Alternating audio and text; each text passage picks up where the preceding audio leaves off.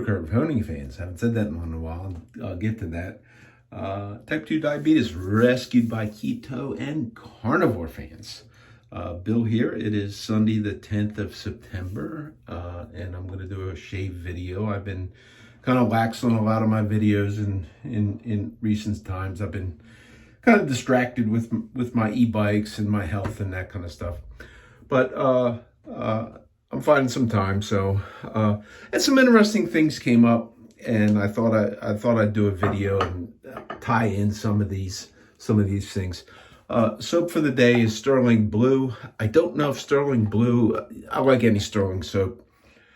The flavor doesn't really matter to me as long as it's not obnoxious. But I do enjoy all of their soaps. They are my favorite. I don't know if Blue is still made anymore. I think for a while that I had thought I read somewhere that it was being discontinued, and then and I don't know if the soap or just the aftershave, but they brought that back. That's a homage to, I think, Polo Blue, I think what it is.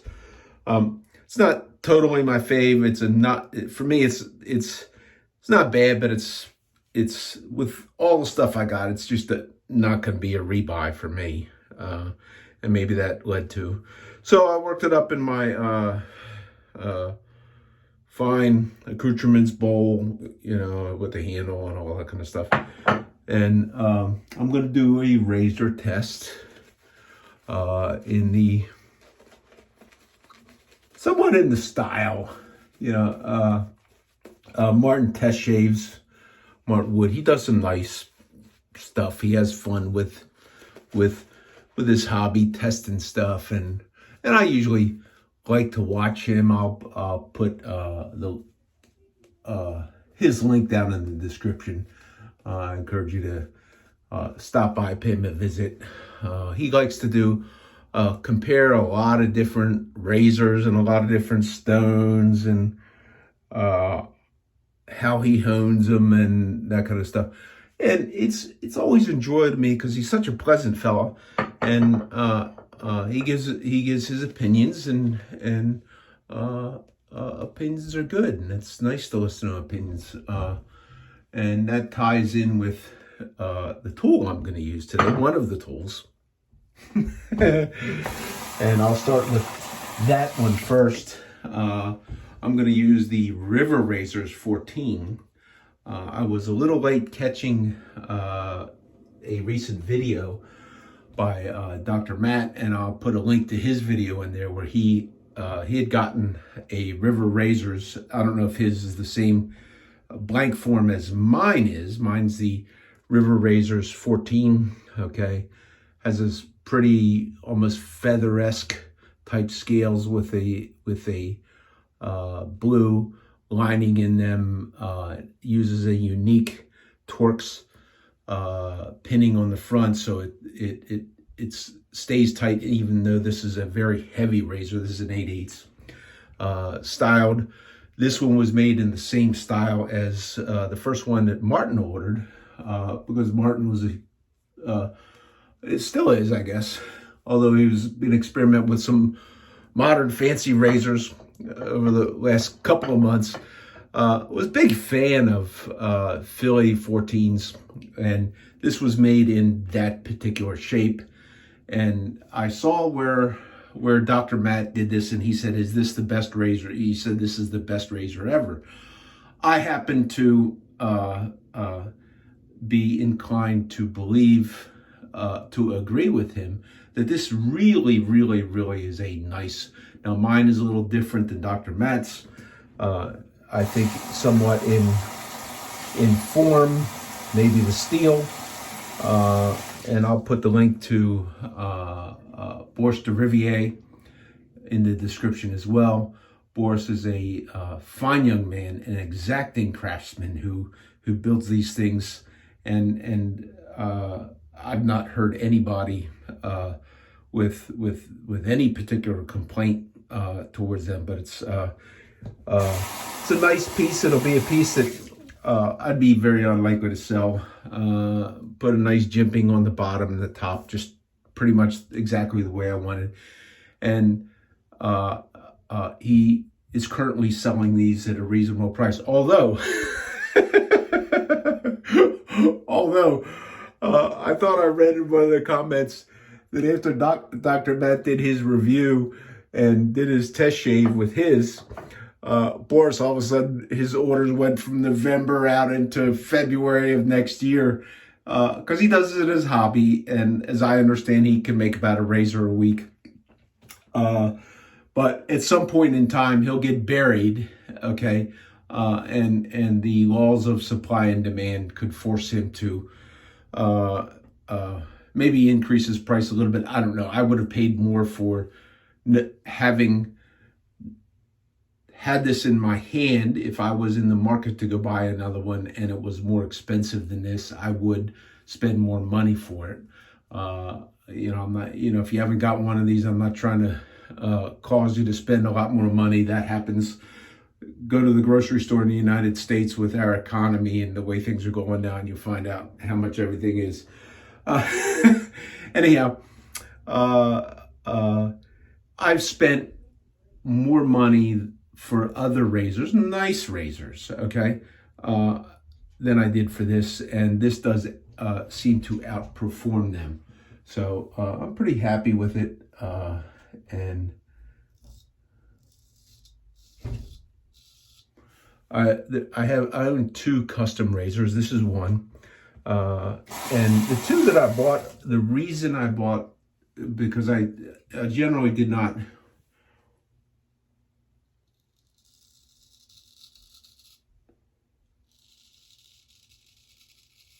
intend to be a purchaser of custom razors. I wanted with most of my stuff to buy not necessarily unique, one-off, unique types of things. I wanted to have things that were common, modern day production, replaceable type stuff. And the reason I bought the two that I did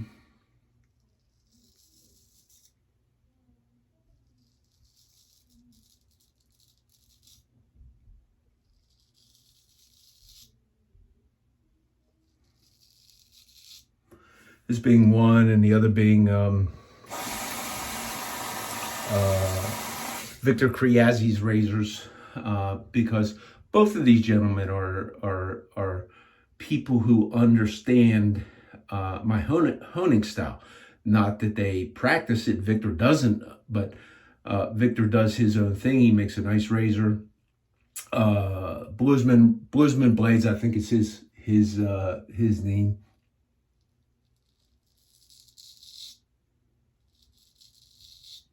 Has a unique design, and a lot of people go after his some of his San Mai type stuff.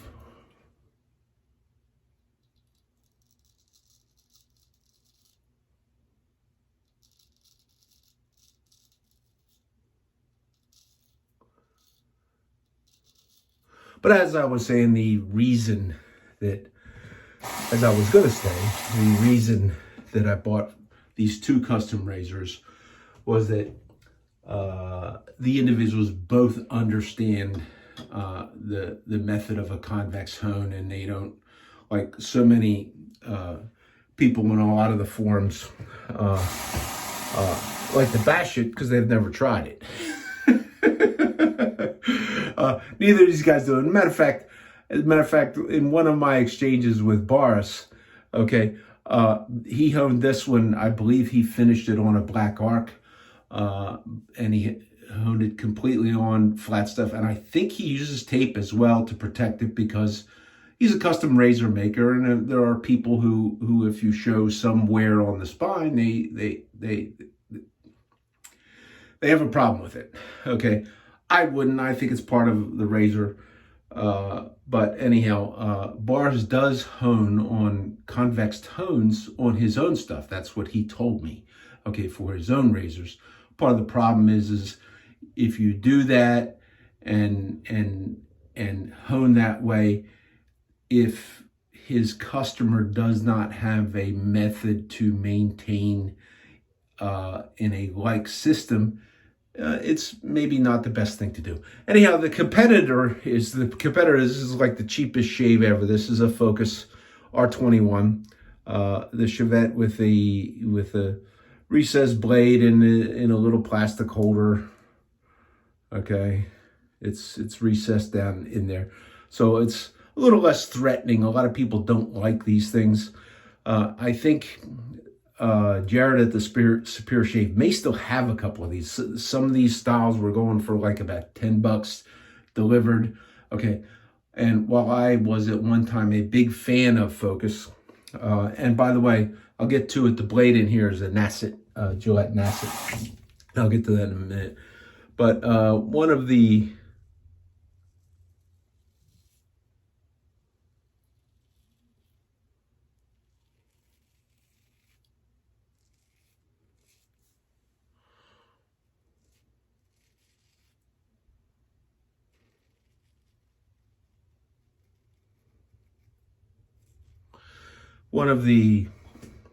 reasons I don't necessarily like to recommend Focus is they made some changes on a piece that I have several of, and I did a number of videos recommending them. One of their pieces, they did change it, and they were sending them out. I felt they were assembled less than ideally, okay? And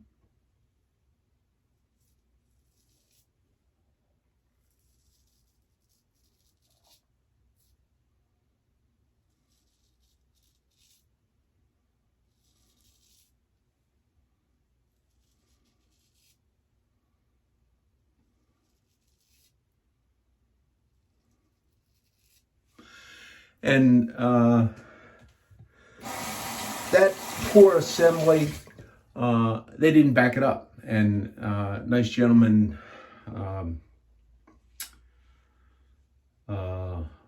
forgetting his screen name, Gene in Texas, had gotten one, and I fixed it for him, and I did a video. And then the nitwit that owns Focus, says, we seen it before, and there's nothing wrong with our stuff. Dude, the thing is loose. Your customer used it. It came loose. It almost cut him. I used it. I loaded the blade exactly the same, and all of a sudden now you're saying there's nothing wrong with it. Dude, you're smoking the wrong stuff. So anyhow, I still do like this tool. I just don't know. I don't know. While they're still at the Superior Shave, you can get them. I don't know if Jared's going to buy more stuff from them or not.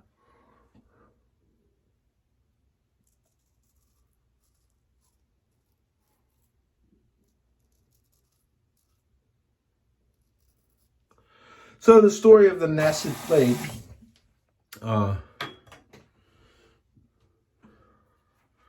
The big honker getting under the big honker.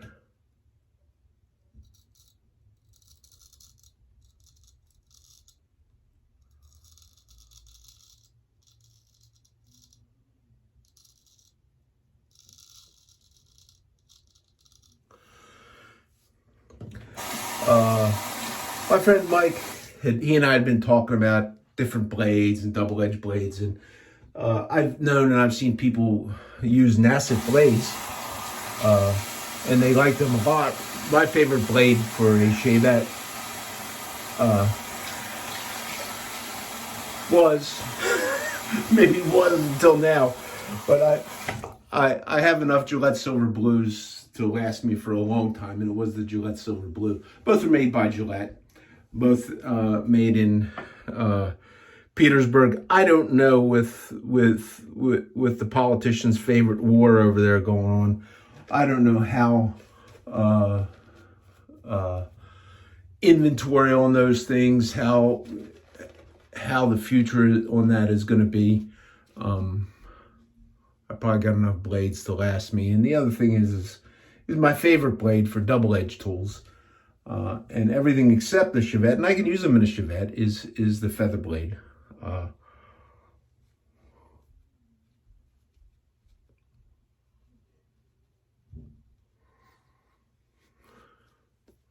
I just thought that the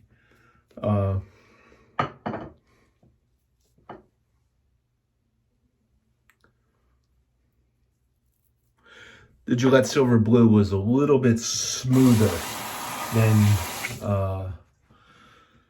the feather, especially on the first shave, and that's with a shavette. And that's where I test them. Okay, most of my double-edged tools will probably be loaded with feathers.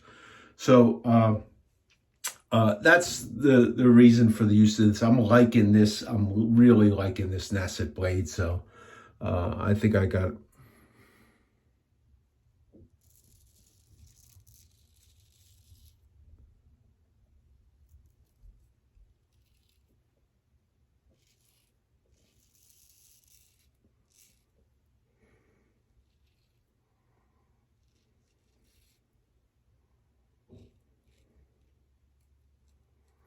I think I got a good steer from my friend Mike, and actually samples. He sent it to me. I'm enjoying that this shave with that tool. This would be something that maybe I'll buy some, although I don't know.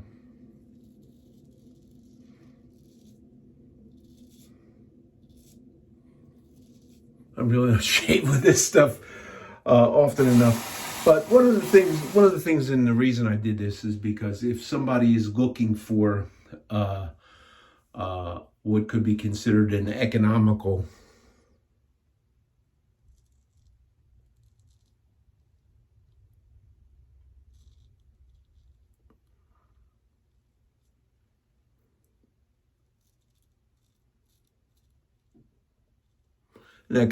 shave, as far as I'm concerned, this shaves very, very well with the right blade. It is, without a doubt in my mind, the least expensive way to go, because a half of a snap blade, for me, I get 5 good shaves out of a GSB. I expect I could do this. Even the crummy blades, I can get like 2 shades out of them. The ones that I would normally consider one and done, I get like 2 shaves out of them. So that brings the cost per shave way, way down. And you don't have to spend the money. While this is not a lot of money, you don't have to spend the money for this, and you don't have to spend the money for stones. And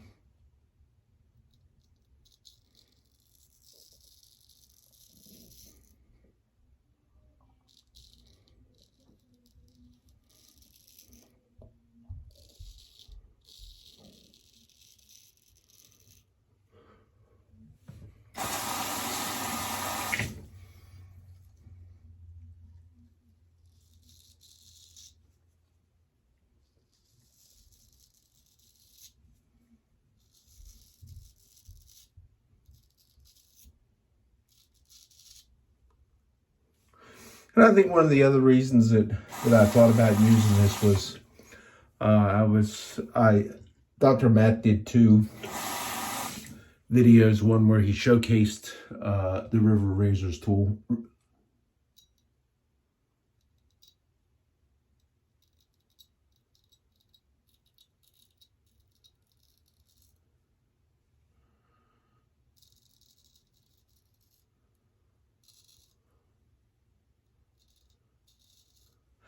And another one where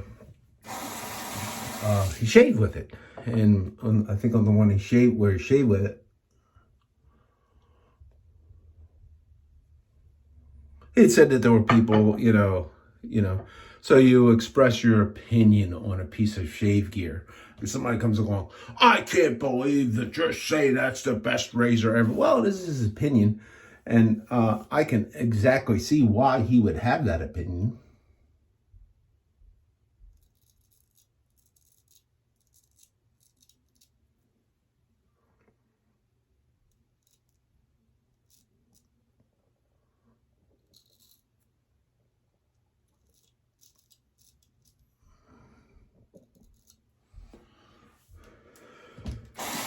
So I thought that was kind of funny.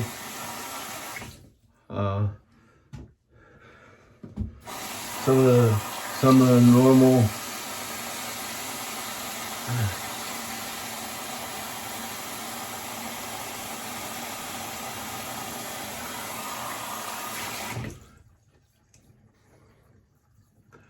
people think you necessarily have to agree with them. That's like, I really don't care. But I did say, at the beginning of the thing, I did say something about supercurve, because I am going to, when the weather starts getting a little too cold or cool to ride my bike as much as I have been, I intend to start getting back into doing some honing. I'd partially stopped honing for kind of one reason, was I've been an advocate for the use of convex hones, which follows in with the reviver of that style, Jared Connerty from the Spear of Shape. And he's had his share of troubles in his life, like many of us have. He seems to have had a lot of troubles, trying to making living in a business where you have a declining market. Okay, so, and I say that because I think there are people who disagree with me, but I think wet shaving is a declining market. But anyhow, Jared had sold the last of the plates that he made. He would place an order for a volume of plates to get the cost down to where he could make a few bucks at it and bring them to market to people at a, let's say, palatable cost. Okay. So, and then all of a sudden they were gone, and it's like, oh my God, so and one of the things I was going to do, I was going to shape some stones manually and see how they compared to, and I may still do that, see how because there are people who shape stones without, and for years they did shape stones without having a shaping plate. But I wanted to try and see how that works.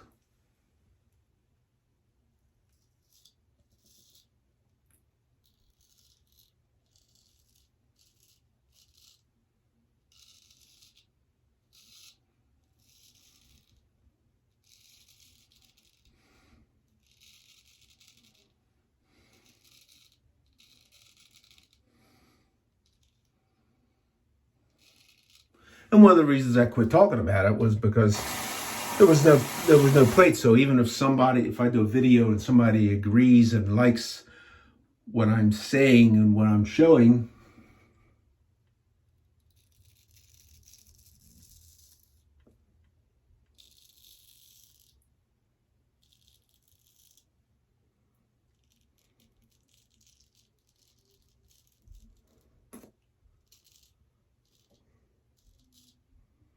they really have no choice but to follow along with the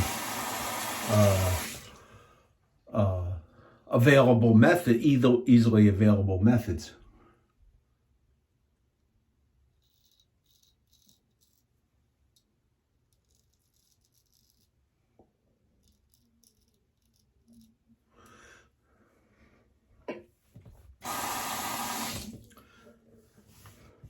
And I did see that Jared, I don't think that he's actually buying bulks of these things, but he did find a source that will make them. They're not as inexpensive as they once were. They are a little bit more expensive, but you can get a plate exactly like the first run, made in the United States. I think, I believe mine was one of the first runs in the United States. So it's like my plate.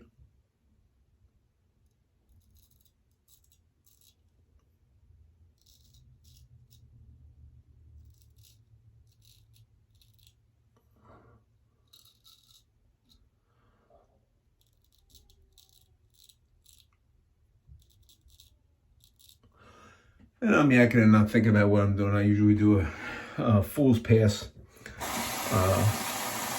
in the stash area. So we'll see what it's like on the final check.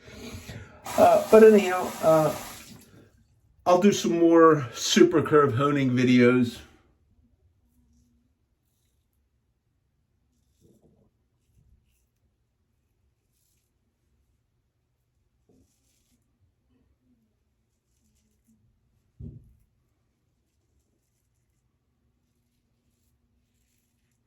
because now you can, if somebody is interested, I imagine it'll cost you a fortune to buy one of these things outside of the continental U.S.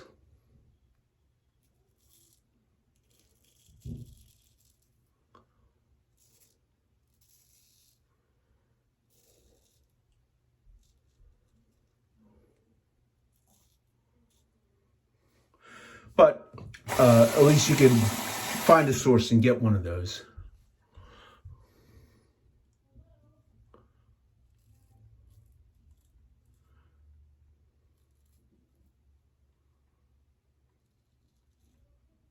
Jared has some arcs in inventory. I bought a couple of them. I bought a translucent and a couple of soft arcs.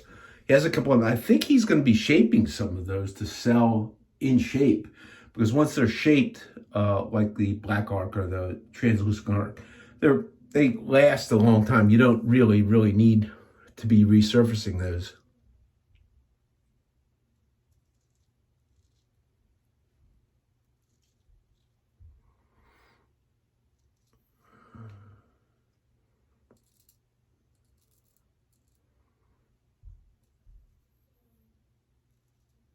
Unlike waterstones, which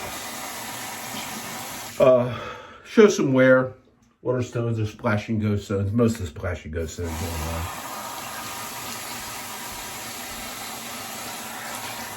I have a Suhiro 20K, and it's really a hard piece of honing gear. It does have a tendency to load up a little bit. Okay, so